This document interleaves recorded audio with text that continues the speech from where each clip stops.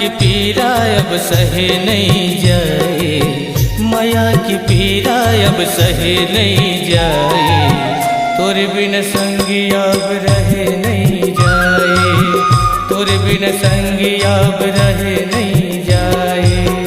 माया की पीड़ा अब सहे नहीं जाए, माया की पीड़ा अब सहे नहीं जाए, तोरे बिना संगी अब रहे नहीं जाए, तोरे बिना संगी अब रहे नहीं जाए।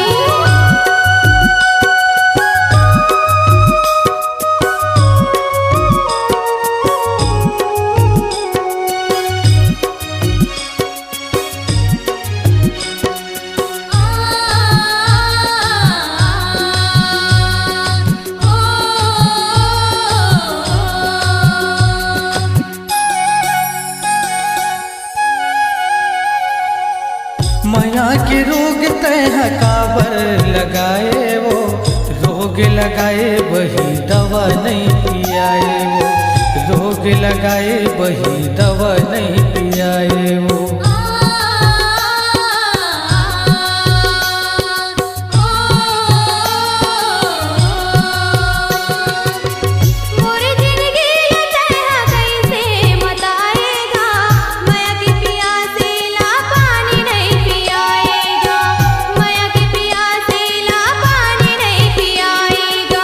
कुछ बही अब मोला नहीं भावे, कुछ बही अब मोला नहीं भावे, तोरे बिन संगी अब रहे नहीं जाए, तोरे बिन संगी अब रहे नहीं जाए।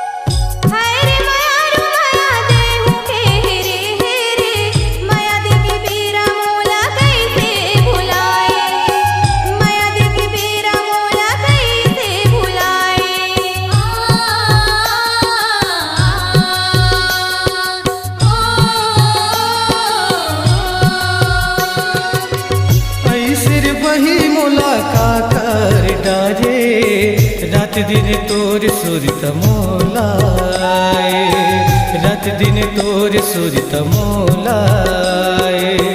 संगी साथी बैहा मोलाए को नहीं भाए, संगी साथी बैहा मोलाए को नहीं भाए, तोरे बिना संगी अब रहे नहीं जाए, तोरे बिना संगी अब रहे नहीं जाए।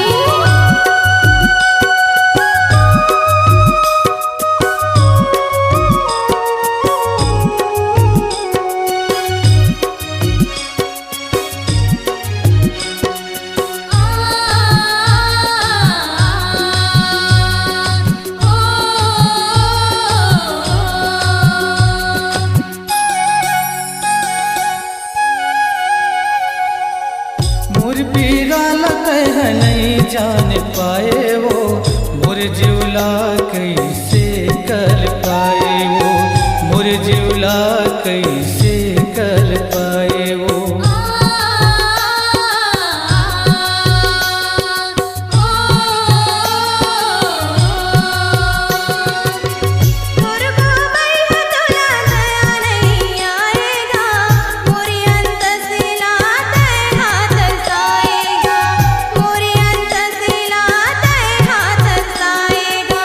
कैसे बही मोला बैहा पगला बनाए, कैसे बही मोला बैहा पगला बनाए, तोरे बिन संगी अब रहे नहीं जाए, तोरे बिन संगी अब रहे नहीं जाए।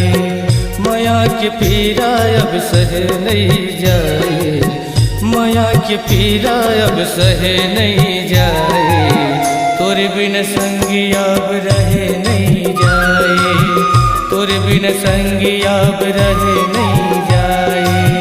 तोरे बिना संगी अब रहे नहीं जाए।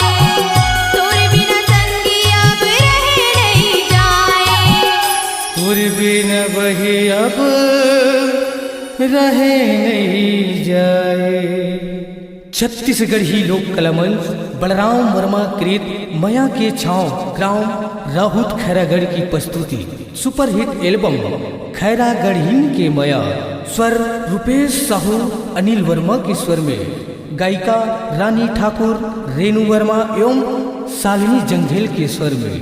कार्यक्रम हेतु संपर्क करें मोबाइल नंबर 73548035।